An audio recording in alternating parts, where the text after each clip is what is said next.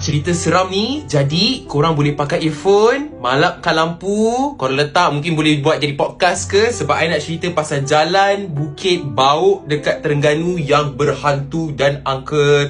Dan umum sedia maklum, orang Terengganu memang tahu jalan Bukit Bauk ni memang something wrong lah. Memang seram lah, berhantu lah senang cerita. Cerita ini dikisahkan, dikongsi oleh Aiman yang berlaku pada diri dia sendiri 20 tahun yang lalu, di mana time tu dia pergi rumah family dia dekat Kerteh, okay? Dia kata memang dia taklah selalu sangat balik ke Kerteh ni, tapi this time dia balik Kerteh ni sebab dia memang dalam hati dia niat nak pergi singgah rumah kawan dia dekat Dungun, okay? Dia belajar dekat UiTM Merbuk, okay? UiTM Merbuk, dan dia ada kawan yang duduk dekat Dungun.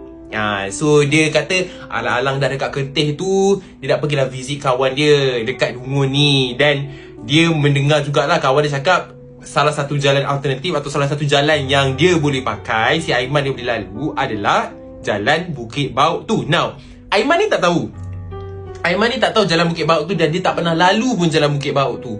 Sepanjang pergi Kerteh, dia memang kata, oh, ada jalan ke kat situ. And kawan dia cakap lah jalan kat Bukit Bauk tu bersepang siu, macam ular kena palu. Dan memang seram.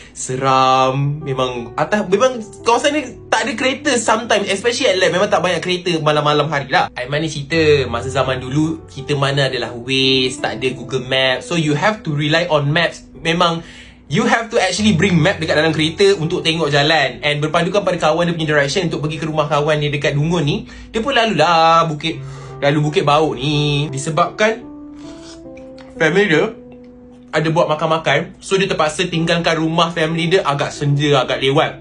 So kira masa dia nak pergi rumah kawan dekat Dungun tu dah macam dah nak malam. Dia kata masa nak ke sana tu, jalan memang tak banyak kereta. Memang kiri kanan hutan, senyap sunyi, memang there's nothing dekat situ lah. And dia kata sebabkan kenderaan dia bawa time tu Satria aerobag tu, Satria lama yang 2 pintu, yang you kalau nak duduk belakang you kena tolak kursi ke depan, masuk belakang tu. Kereta tu dia kata agak slow dan agak semput nak panjat bukit lah. So it takes some time untuk dia pergi rumah kawan dekat Dungun tu. Masa dia lalu jalan tu, dia kata memang sunyi sepi, dia dah rasa tak sedap, tak senang hati lah. Dan dia sebelum buat di sana, dia buat research dulu dan dengar macam-macam cerita. So memang dia dah prepare siang-siang CD Yasin, orang kata ayat-ayat Al-Quran punya CD tu dia dah pasang. Dan dia dah dengar, dia buka. So instead of dengar bunyi-bunyi harimau mengaum lah, bunyi cengkerik apa semua, dia buka lagu ayat-ayat tu. So dengan harapan dapat menghindari lah daripada benda-benda mistik. Aiman ni cakap masa pertengahan perjalanan dia nak ke Dungun lalu jalan Bukit Bauk ni, dia terjumpa satu warung. Warung dekat tepi jalan ni, dia jual ABC dengan rojak. So dia macam nampak menarik. And dia kata memang ramai orang makan dekat situ. So dia macam kenapa